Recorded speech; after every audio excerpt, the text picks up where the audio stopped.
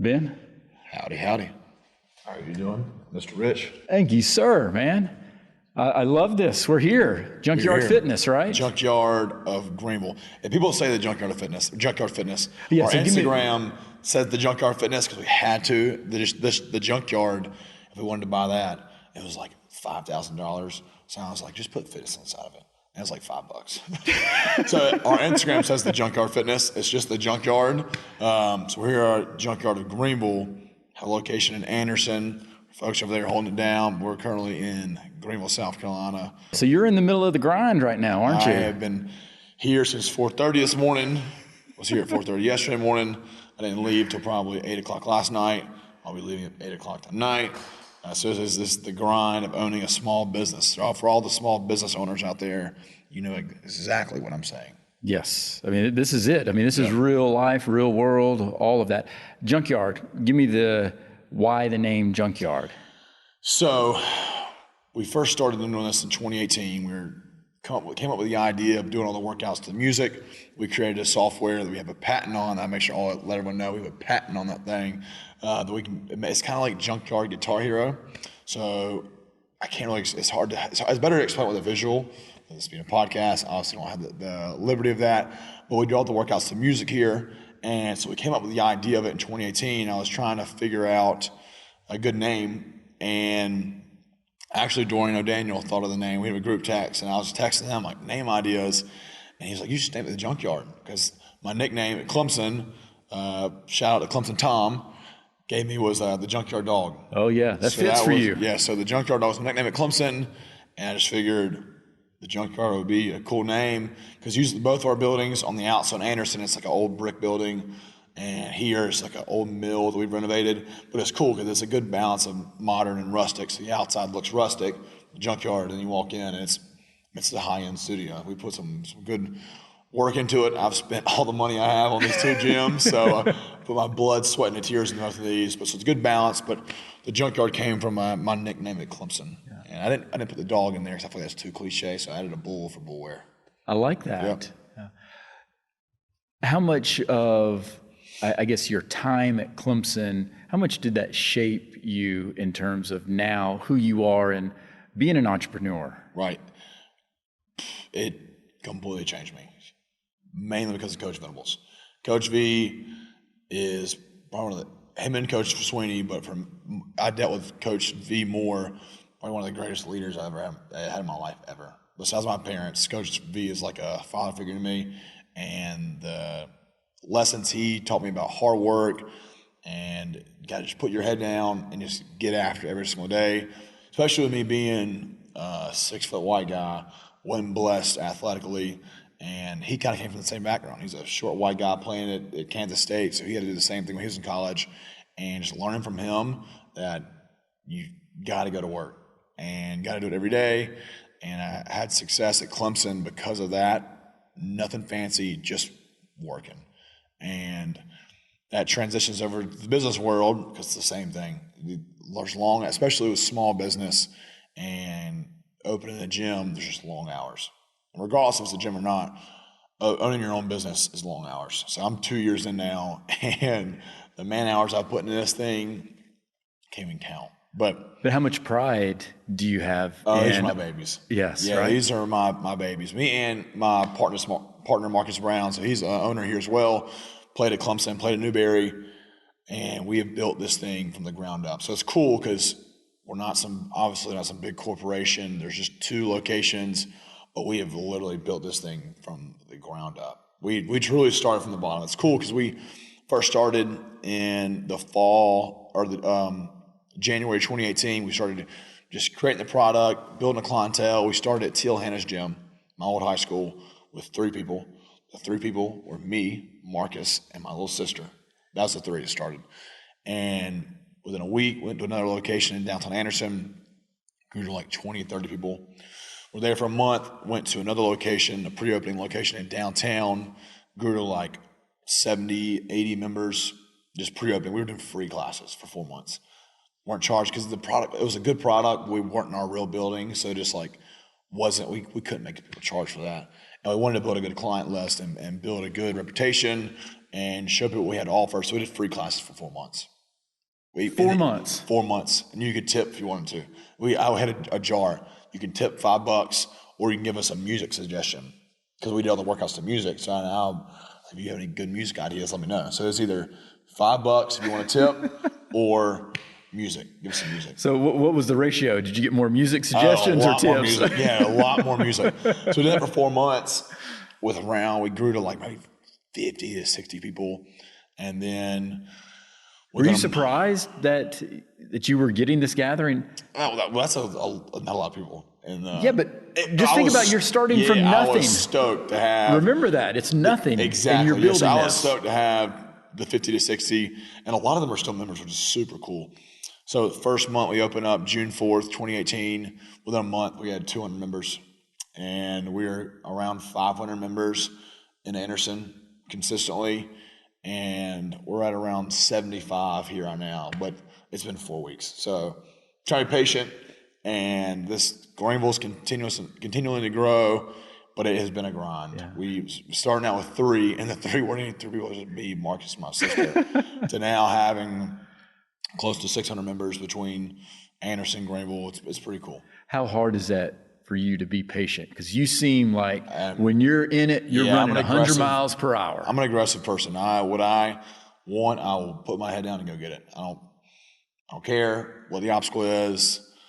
If I make my mind up, I'm getting it. So, but now you got to be patient, though. Right. So you got to build this a certain way. We're continuing to grow, but I still have to be patient because I wanted to obviously continue to grow the business, and we know we have a good product, and we know what we have is different. We know the culture we've created is different. We know we have a really cool community, and the people are here just normal folk, and just having that mindset of just, hey, this is where normal people want to get a good freaking workout in.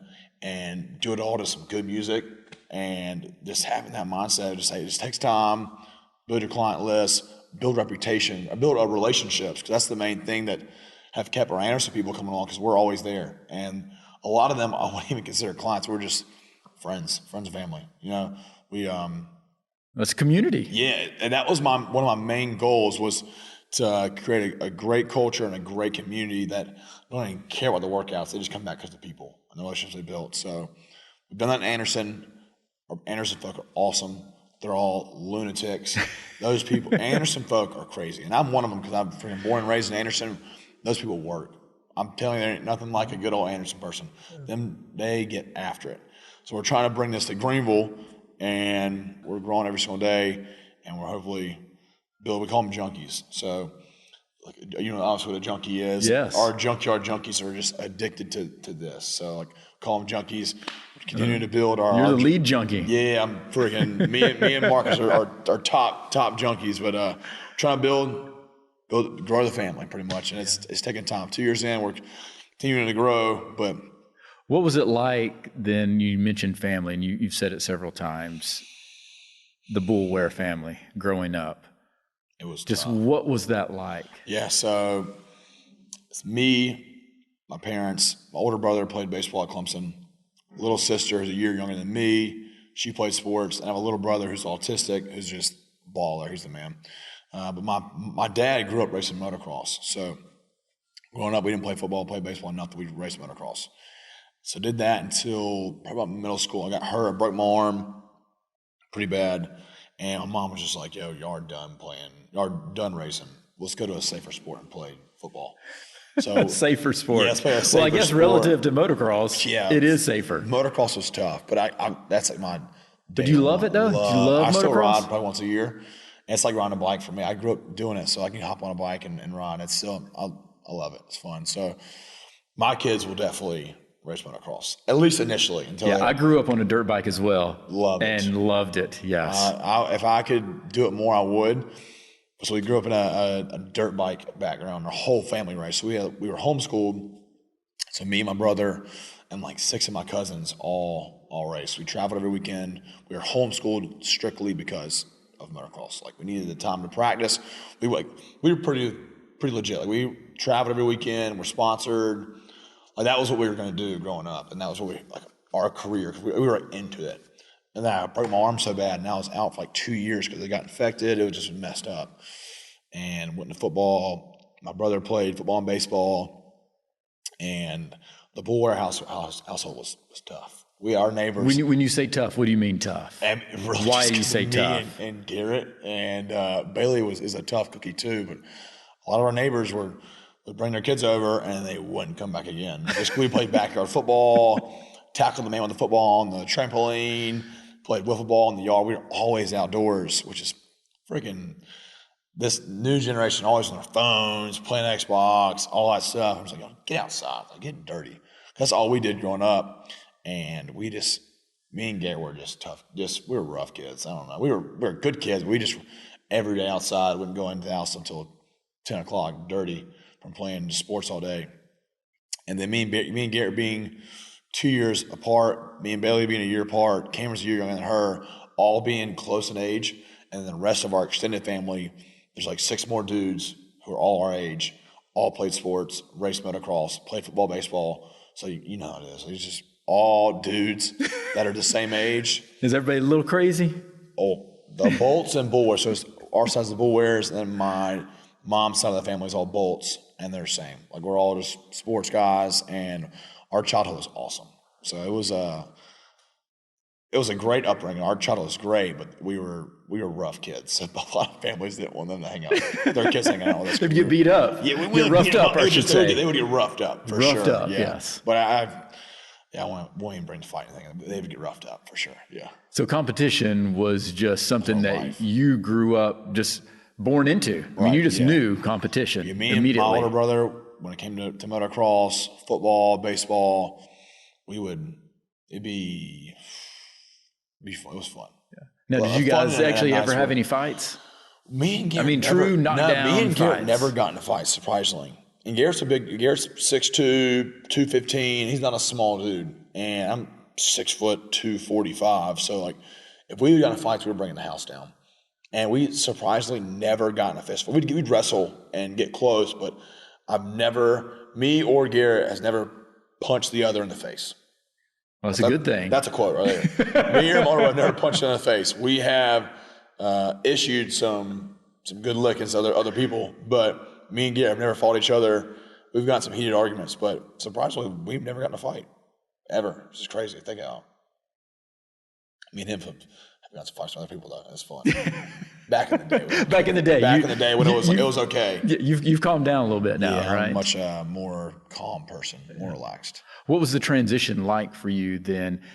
You loved motocross so much, but knew that because of the injury and having to find another outlet, was that tough for you to? Well, I was young, so it really didn't. I obviously loved motocross, but I was out of the game for literally almost 2 years because my arm was just messed up so bad that you didn't forget about it, but it scared me because I had a cast, had an IV in. Like the IV was I was scarred. So with the IV, I had to go to my heart because when I broke my arm, bone came through, dirt got all in my arm, got infected. They almost had to cut my arm off. So it was bad. So it scared me as a freaking 9-year-old. I gotta find something else. So yes, of course. Obviously still missed it, but finding the avenue with football and baseball. And I wrestled 2 years. Were fun, so I kind of filled the void. Yeah, and what drew you to football though? Ultimately, probably the aggressiveness. Honestly, I'm an aggressive person, and being able to just be a lunatic and not get in trouble for it, And I don't know. That's probably it. Just I enjoyed hitting people, running around, losing my mind, and not getting in trouble for it. Now, I like baseball. So I had a chance to play baseball at Clemson as well. I could have played both and brought it up to Coach Swinney and he didn't make me pick, but he just realized, hey, you're not going to have a lot of time. So I kind of had to pick between one or the other. And I was going to do football because I enjoyed football more. And yeah, baseball doesn't. You seem like a football player. I enjoyed baseball, but it was a little too calm for me. Yes, it was fun, and I was decent at it. But football was my thing. I'm a football guy. What was the transition like then? Also, from high school to Clemson, and Now, I mean, it's a different level. Right, it is. The biggest difference would be obviously the talent and the preparation.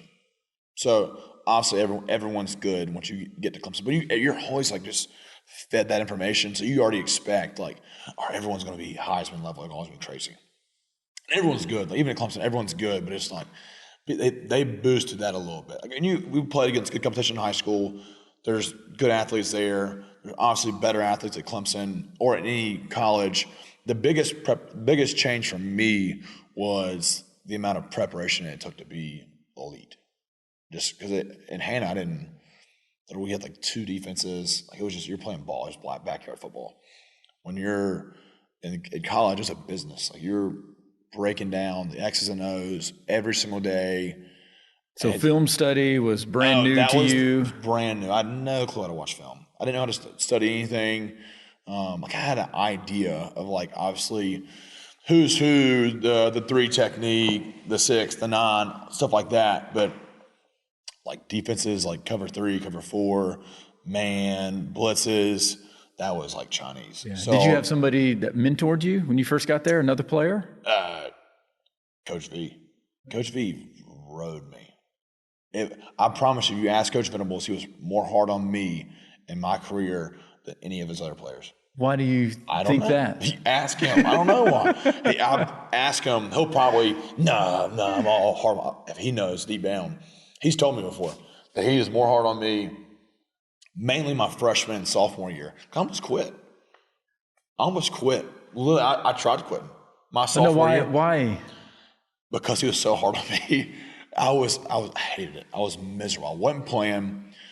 Freshman year, we got into it a lot because I thought I was a know-it-all. I thought I should be playing, but I had Stephon, Shuey in front of me, Quandon, who obviously were better players than me. But I'm just a 18-year-old. I didn't know what I didn't know. So I didn't play a lot my freshman year.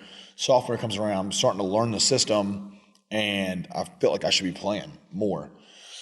And I wasn't. I split time my sophomore year, but the first like 2 or 3 games, I didn't really play at all, I don't think. I don't remember who we played, but I didn't play a lot. And it pissed me off. I was mad. I'm like, I've done my time. I put in the work. I should be playing. Like, I played well in practice. I've proven that I'm capable of playing at this level, and he wouldn't put me in. And it made me so mad. And we kept getting into it just because I was just an idiot. I shouldn't even, I just obviously thought I knew it all, and I still didn't. But a little immature? I was very immature, for sure. And I remember, I can't remember. It was before the Louisville game my sophomore year was the first game I started. Yep. So it was like Monday. It was a Monday of the Louisville week, my sophomore year, and he put me in at practice with the ones and put me in one play, and I think I messed up or something, and he yanked me out. Like my first play ever with the ones, and I did something wrong. I don't think it was that big, but I messed it up, yanked me out. Didn't play the rest of the practice. So from a confidence level, I'm just like, I'm terrified. I'm on pins and needles. Like, if I mess up at all, I just get yanked out after one play. And by that point, I still wasn't playing, so I was just like, screw it, I'm done. I don't care. So after practice, pulled him aside. I'm like, I'm hanging the cleats up. He was like, what? I'm like, I'm quitting. I'm done. I'm miserable. I don't enjoy football anymore. I don't like you. You pissed me off. So I'm quitting. And he laughed at me. Literally laughed at me. And so I started crying. So I'm like, this dude does not take me serious at all. I'm crying like a little baby. And he was like, shut up. You're not quitting. And I'm like, I'm serious. I'm done. And I tried walking off, and he grabbed me. And we talked it through. He walked me back to the facility, and we had a good talk. And I guess I don't know what that did, but that week I started and had like 10 tackles, had a sack, had a big stop on third down, had a really good game. Do you remember what he said to change your mind to stay? Pretty much just stop being soft, like stop being a baby. That's just how we communicate. We were just like 2 dudes, like 2 meatheads. We just got after it every single day. And so pretty much in a clean version to stop being soft. And somehow he convinced me not to quit. Like I had it. I talked to my parents like weeks before. I'm done. this sucks. I hate it. Like, Well, what were you going to do though if you quit? nothing. I didn't play that far. I don't know. I'm just going to quit and be a regular student. And he convinced me not to quit, and had a really good game my first start, and then ended up splitting time with Tony Stewart the rest of the year, and then started again in the bowl game for Stephon because he got ejected for a targeting call against South Carolina my sophomore year. So I got to start against Oklahoma in the Russell Athletic Bowl. Yes, and you had a great game. I had a pick six, had a really good game, and so just like, it's a good end of the year for me. Like it was cool because I was so stressed out, like, and so ready to be done, and in the way it did. And then my junior year, finally getting to start, he was tough on me. I promise you, my first 2 years, you can ask anybody that was there, he was on my butt every day, and I broke. And luckily, he reeled me back in, and thank God because I had the career I did. But ask him next time you see him. I promise you. Or any Kendall. Ask Shuey, Stephon, Tony, any of those guys, Chad Smith, freaking Skowski. Why was Skowski got that? I think I was maybe a junior, maybe. I promise you. He was hard on you. Out of any of his players, ask him, I promise you. Deep down, he knows he was. It was bad. I wonder if, though, do you think he knew that you could handle it, though? He saw himself in me, the short, white guy, try-hard white guy that didn't have a lot of opportunities, that had to just freaking work and do extra because he was the same way.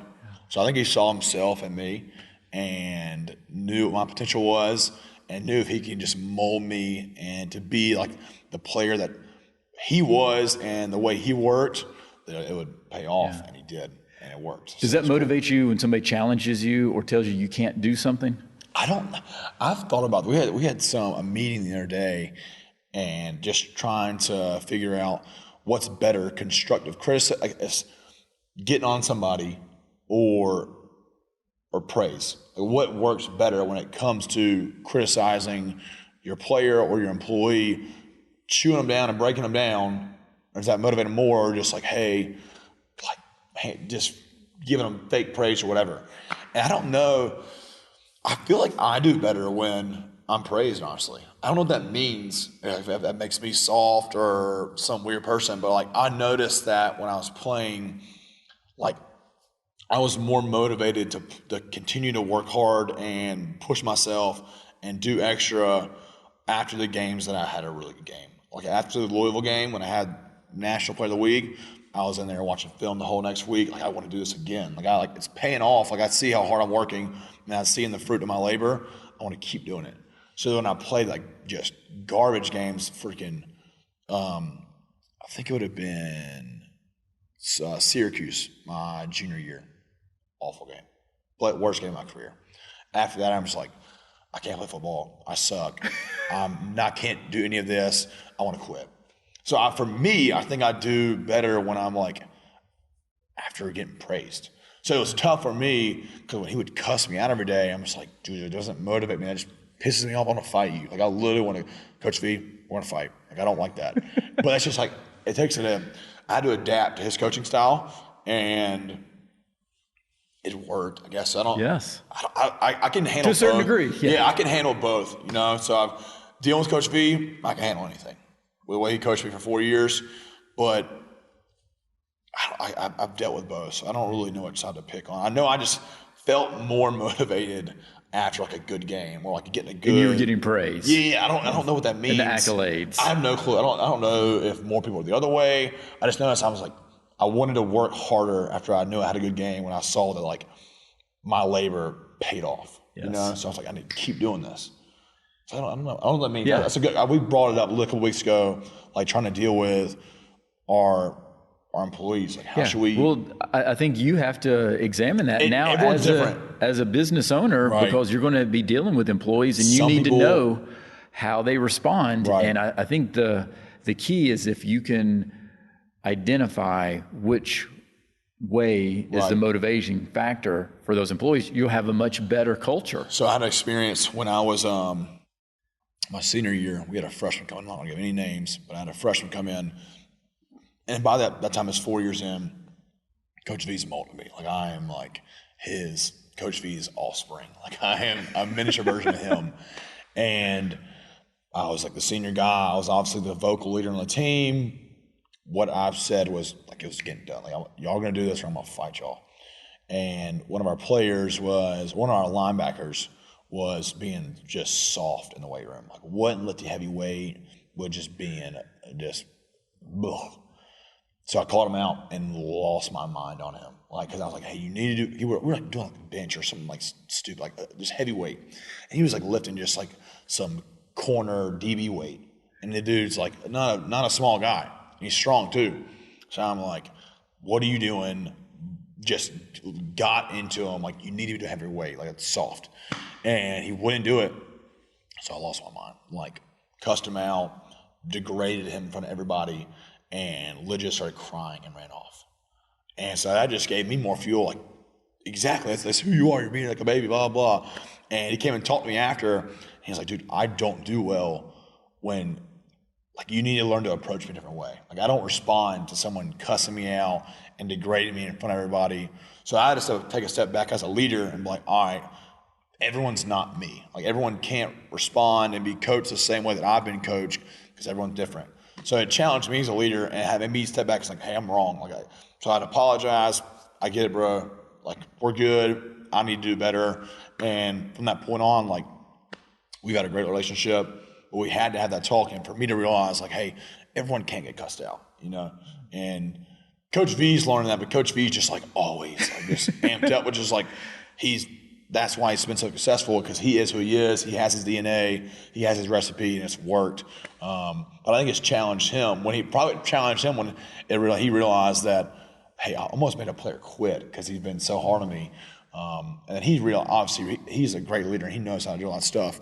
But for me, in my perspective, I had to, especially 4 years in and just getting my butt chewed, I had to realize, like, and with business now, like, everyone can't just be in their face screaming at them. You know, it's not how everyone operates. So So obviously that shaped you, just being able to as a leader, it definitely changed me and take a step back and be more patient with people.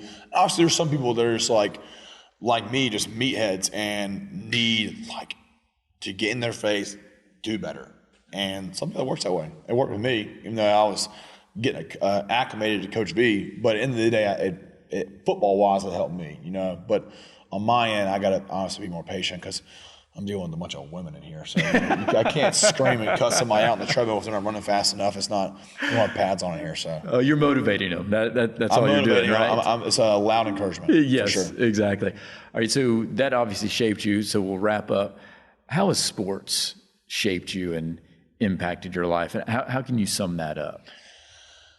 Sports have probably made me into the person I am in today, especially Clemson. Like, my high school career was fun. NFL sucked for me, but sports the football team at Clemson, that environment, the lessons I learned from Coach Swinney, Coach Venables, and being one of those guys in the locker room every day and getting to lead a group of freaking 80, 90 young men, it taught me how to be a leader, taught me how to manage a big group of people, and taught me how to work. And really, hey, this is what you want to be, this is the goals you want, the results you want, and then you just got to work. You know, especially if I wasn't gifted physically, so I had to just put my head down and get after it. And so those are probably two main things. Made me the leader I am today, and taught me about hard work. Yeah. How much do you dwell on not making it in the NFL? Not at all. Okay. Did you at any time? Nah, I could care less. Depressed? Nah, a little bit. I mean, a little bit. I don't know why. I thought I was going to get drafted. I thought I had a good enough career. I knew I wasn't. I'm 6 foot. I was 240 at the combine. I think I ran like a 4.78, which is like pretty average. I think obviously teams knew that, but I was like, still at the end of the day, like, he is like, you can't deny that I didn't have a good career or that I wasn't a good football player because I had the career I did.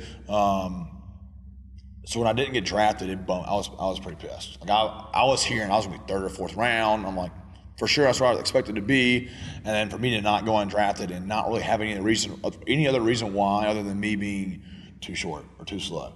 I'm like, dude, there's so many guys that are 6 foot running 4.7s, 4.8s out there. They just get the right opportunity. So me not getting that, it kind of bummed me out a little bit because I feel like I'd paid my dues and I'd put enough on tape that I earned a draft spot. So that bummed me out. And then I think I just picked the wrong spot with Carolina because obviously that locker room was just full. Like Kuechly, the man. I have a lot of respect for him. Him being $100 million dude and me being a freaking undrafted guy, and the amount of time he spent with me, like after practice, trying to help me out, texting me. Luke Kuechly's the man. Like, he's what he's advertised. He's awesome. Great leader, great teammate. He's just good people. And the rest of the locker room, or the linebacker room, was just full. Like, it was just they had their guys, and I don't think it really mattered how good I played. I thought I performed well, graded out well, and still got cut. And I was like, this sucks. This is like I hate this. It's not fun. So then going to 49ers, that was garbage because got signed as a practice squad guy, and I'm just like, my NFL dream is not to play with the practice squad. I'm not going to be a blocking dummy for the rest of my career. This is not it. So I was out there for like a week and a half. P squad, Reuben Foster gets hurt. I'm like, this is my chance. I'm about to get called up. And literally the day he gets hurt and gets like on IR or something, one of the Niners numbers called me. I'm like, let's go. My mom's picking her up from the airport and some family friends. They were coming down to spend the week in San Fran. They called me, hey, we're releasing you. As I'm picking my mom and her friends up from the airport. And I was just like so blown. I was like, and 3 hours before, I just got an apartment. Just signed a lease for like $4,000, like as a down payment. Picked them up, and I literally just laid back, and they were getting in the car. Like as they were opening the door, I got the call. It was pretty funny, the grand scheme of things. And I was like, y'all are never gonna believe what just happened. They're like, what? Like, did you just get called up? And I was like, no, I just got fired. And I was bummed, but like I did not like San Fran. Like, I'm not a California guy. I am South Carolina through and through. You're a South Carolina guy. It was the desert. And you're not even in San Fran. You're like an hour from San Fran. You're in San Jose, which is just desert. So I got cut. I spent the whole week out there. I was just like, screw this. They gave me a solid sign-in bonus to come out there. Freaking lucky spent that in a week out there just having fun with my mom. And by that point, I was just so burnt that I had like 3 more tryouts with like the Jaguars, the Bengals, and the Steelers, I believe. And while I was doing those tryouts, I was like, I didn't want to be there so bad that I was like, I didn't like try hard. That's how miserable it was. So I'd go there and I'm not the type to not run through drills or not give 100% effort. I was like purposely like dropping balls, like not running through drills because I just didn't want to be in Pittsburgh or Cincinnati on a P squad. That's not fun. Like that's like the money's good, but like I wasn't playing the game for money. You know, I wanted to be happy and make an impact on the team, actually play real football, not be a blocking dummy. That sucks. So I like purposely would like mess up in the tryouts so they wouldn't sign me. Yeah, because you knew that your heart wasn't in it. Yeah, I was over it. So then they'd go in time there. Time to move on. And the only time that I'd be happy while I was there is when they told me they weren't hiring me. I was like, it was such a relief. And I was like, thank God. Like, I don't want to be in Jacksonville, which is like a cool city, but like I'm South Carolina through and through. So I did those 3 tryouts, and by that point, I think the last one I did was Jacksonville. My knee was actually kind of hurt too from just working out too hard. And I think I ran a 40 hurt knee. It was garbage, like probably the slowest I've ever ran. I didn't care though. So I left there, called my agent, and I was like, tell everyone else if they want to sign me, I'm hurt. I don't want to tell them I'm quitting, but I just like tell them I'm injured and I can't come. And he's like, well, I was actually about to tell you, Miami wants you to come down and try out as a fullback. I was like, I'm done, dude. Like I'm not a fullback. I'm not a fullback. linebacker. Like, what do they? Oh, he's a short white guy. And he can just. I'm a linebacker. So if that's what they want me to tell them, Miami, I'm not coming. But everyone else, like, tell them I'm hurt, and then hopefully the flame will just slowly dwindle, and I'll just fall off the radar. So I told him that. Literally the next day, called Marcus. I'm like, hey, let's start a gym. And because that would have been like November of 2017. And then the next day I called Marcus. Marcus was chilling. Like we were both training for the NFL and weren't getting any more calls. He was like, dude, let's do it. So And it was born. And the Junkyard. Right, and here we Junkyard. go.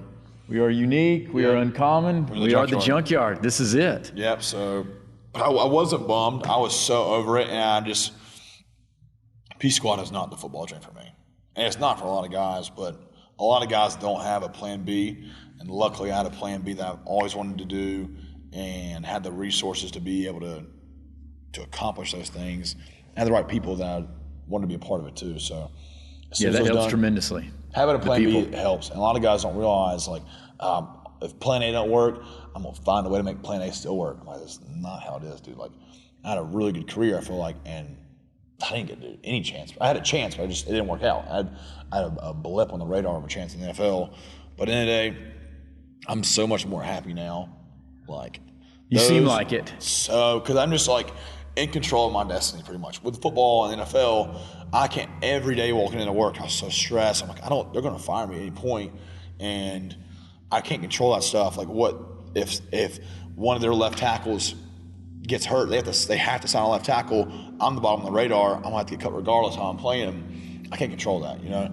With this, I can control the relations with the build. I can control this product, and I can control the culture and really our team as our staff, and mold them on how I was molded. And so far it's worked. I love it. 2 years in, it's worked. I want to obviously keep just putting my head down and going to work. But in the day, I control this. Yes. I control how hard I work. I can control the result. And that's what makes me happy. Yeah. You know? Well, it does. Well, I'm anxious to try it out. I've got to come here and do a class. Right. So what's your prediction, though, when I try it out? So about, the numbers, 65% of people their first time walk out, throw up, or just go to the bathroom at some point because they have to do one or the other. But there's 35% that finish. But it's cool because you can obviously go at your own pace. I try to like run my mouth. That's awful. But my mom does the class every day. She's like 57. She's lost 80 pounds. Wow. So it's cool because you can go at your own pace. I can be on a treadmill running at 12 miles per hour, and she could be at 3. And as long as you don't care and not embarrassed by that, because we don't care. I tell everybody, hey, you have these different ranges you need to be in, but remember, like, your range and your pace is different than the person beside you. So, like, don't be, if someone's running at 12, no one cares. As long as you're pushing yourself to what you can do, that's all we want. You know, I'd rather have people that are in here that are running at 3 and 4 but are going balls to the wall than somebody that's running at 12 and just doesn't care. People that are running at 3 or 4 like actually want to be better and like want to challenge themselves, and they might run at 3 or 4, but that's what they got. And you could tell, like, about a month, 2 months in, those people running at 3 or 4 are pushing 7 to 8, and it's making an impact in their life. You gotta, I know you gotta love seeing the progression. It's so cool. So my mom losing 70 pounds and her being like almost 60, and her just getting after it in these classes. It's pretty cool. All right. Well, now I'm motivated. You're calling me out. If your mom can do it, I got to get here, man. But people get scared because they see all our social media stuff and how just like loud and fast paced it is. And they really know if you just show up, like, everyone's here normal. We don't expect you to run at 12. We can't run at 12. I'll get smoked to run at 12. But hey, go at your own pace, but push yourself. That's all we want, you know. And that's the people we want, and that's what we've done so far. And we built a cool culture on that. Just people with just normal folk that just want to just get after it and put their head down and work, like I did for 4 years at Clemson. So I love it. Push that onto the regular people in the business world. Yes, sir. Well, Ben, thank you so much, man. Yes, sir. Appreciate it. Thank you for listening to Rich Take on Sports. Please subscribe to our YouTube channel and follow us on Twitter, Facebook, and Instagram.